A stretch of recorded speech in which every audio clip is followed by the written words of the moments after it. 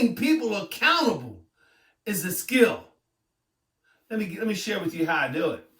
The first thing is, it's all about your physiology when you deliver the message. I love to smile, and I love to say this. I'm counting on you and I'm depending on you, and I know you can do it. If you need anything from me, I need you to let me know. But my expectations are that you would get this done by 6 o'clock today. At 3 o'clock, if you sense you're not going to be able to get it done, I need you to let me know so I can put some additional resources on it. But once again, I'm counting on you. I like to let people know what my expectations are. I find the clearer my communications and my expectations, the better off my team operates. When I'm vague, distract, when I'm inconsistent, my team is not as productive. I've learned that the best thing to do with a team is find people that bring complementary skills. If you have all the people that like to drive the nail and nobody likes to pick up the nail, or nobody likes to clean up after the nail, or nobody that wants to replenish the nail, you got a problem. So you need people that can complement each other. And you need people that know how to drive the nail, but yet they're okay picking up the nail. Synergy. That is the beautiful part when two people work together. We will see some amazing things. So 1 + 1 equals the unknown. We don't know what people can do when they're working together. The challenge lies is we know exactly what's going to happen when they're not working together. Nothing. So synergy. What is this like? It's this kind of unspoken aura, if you will, where it's like people know what their jobs are, they get them done, and they're accountable. Consistency. When I'm on a team and people act inconsistent, I then deem them not dependable. When people are inconsistent, they're not reliable. When people are inconsistent, they're not accountable. So that consistency is something to be said when I have teams that consistently perform at a benchmark, at a level, at an expectation. So this consistency that I'm talking about here is consistency of performance, consistency of effort, consistency of showing up, consistency of quality of work. This is really geared around what they do. So what is teamwork and what is team building? The first thing I want to tell you is teamwork is a concept. It's not really a thing. It's a concept. It's something abstract. You know it when you see it, but you can't really put your finger on it. You can't go down and order it. You can't say, hey, I want 2 bottles of teamwork. You can't say, hey, I want all you guys to teamwork. It's a concept. And so you should talk about it like it's a concept. You shouldn't talk like it's an activity that you want people to do. Being a team player is the activity. That's what I want you to be, is a team player. It's a player, someone who is able to get along, and the key word is get along. Get along with their colleagues and work together in a cohesive group. I don't care who gets the credit as long as the job gets done. I've often talked with folks where they talk about working in teams and groups, and they go out, and there's always that one. Some of you know what I'm talking about. There's always that one. So here's what I like to do as a leader.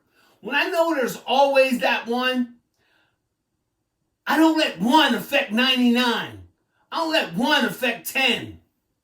I don't let one affect 3. And I'm not going to let one affect another. So I know when it's time for me to step in with that team player as the leader. Hey, listen, how you feeling? What's going on? Hey, come sit down. I'd like to just have a Coke with you, or coffee, or a glass of water. Tell me what's going on. You're building a relationship with them because you care and you want to listen, but you're learning at the same time. Now, a lot of people come to your office and they want to do the 3 C's. And you might want to write these down so you can identify them. The 3 C's. They're criticizing, complaining, and condemning. I don't get much value from them.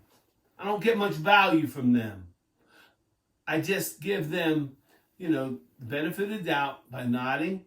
Okay, okay, I understand how you feel. I treat them equitable, but they're always criticizing, complaining, and condemning. I often ask myself, why are you here? And yet, it's hard to get them to be on the team, to get along with others. You know, some of us would be happy if just one day a week they were able to get along with the other team. Just one, not 4, not 5, just one. And maybe we start by identifying who are these people.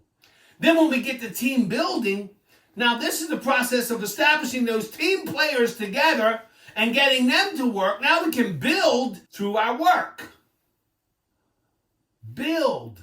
That's what we ultimately want to do, is build something. It's what you do best. You build something. You create something. It's what you do best. You're at your best when you're building. You're at your best when you're creating. You're at your best when you're establishing. Well, you can't do that unless you have the right people. So the process of establishing and developing a greater sense of collaboration. Now, if you remember, we had the engaged worker, the not engaged worker, and the actively disengaged. The engaged worker, I'm promising you, all they need is your support. Just your support. I'm here for you. I got your back. Tell me what you need. But let's talk about the not engaged worker, getting them to be on the team. That's where the objections, the accountability, the expectations have to be crystal clear. Watch. I put the onus on myself. Hey, Dan, was I real clear in my setting my expectations and what I'm looking for as deliverable results? Because if not, I really need to make sure I'm clear, because this is what I'm looking for. I know some people I have to be super specific. Some people I can just say, hey, do the same thing we did last week down on Route 217. You know what to do. Some people I gotta draw pictures, stick man, diagram, video. I might even have to mail them something. I don't know. But the point is, I'm going to do whatever it takes, because I understand how to get the best out of people. I'm going to start at the bottom by talking about this personality. This is the wild card of the 4. You can't really control that one. You got to really manage that one and understand that one. You know, all of you have probably at some point seen the person that has come to work with a bad attitude and affected a whole team.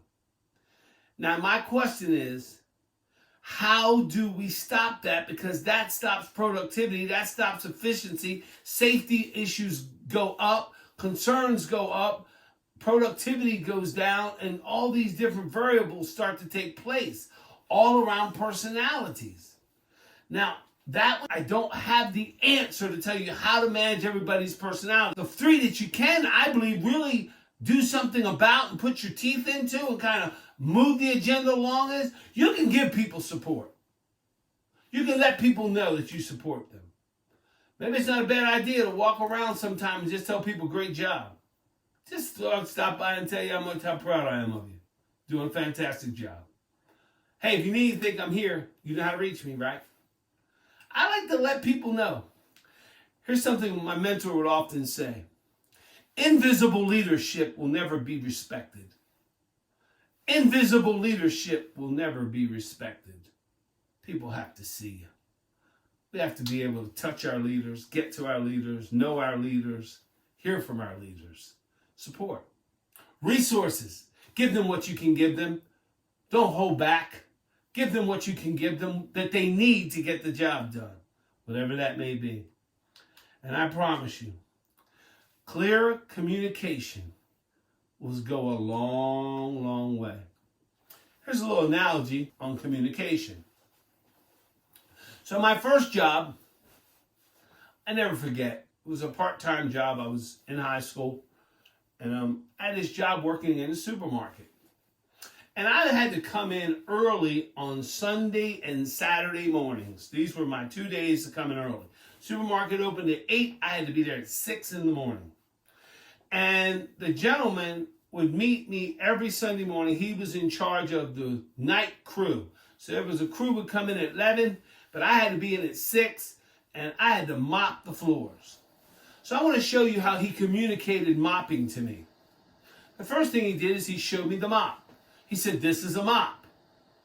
He said, let me show you where the mop lives. So he took me to a cabinet and he said, this is where the mop lives. The mop really likes to be hung up just like this on this rack. That's where the mop operates the best when it's there. The mop loves hot water. So let me show you how the mop operates best with hot water. When the water gets murky and dirty, the mop doesn't do its best work. Now let me take you out and show you how to use the mop. Now I know it sounds like this is overkill, because he didn't understand I came from a mom that taught me how to mop early on. But here's my point. Some 45 years later, I have never forgot that example. He showed me that you use 3 times. Go back and forth on the floor. Then when you're done, put the mop in the water first. And put the mop in this drainer. The mop will then take all the dirt out of it. This is what this device does. He spent time up front teaching me so he didn't have to come back and show me again. But here's the key. Don't miss this in this whole example. He painted a picture with his words, and it was very clear to me what he was saying. The better your communication, the clearer your communication, the better off your results will be. The 4 things that impact morale, they depend upon support, resources, communication, and personality.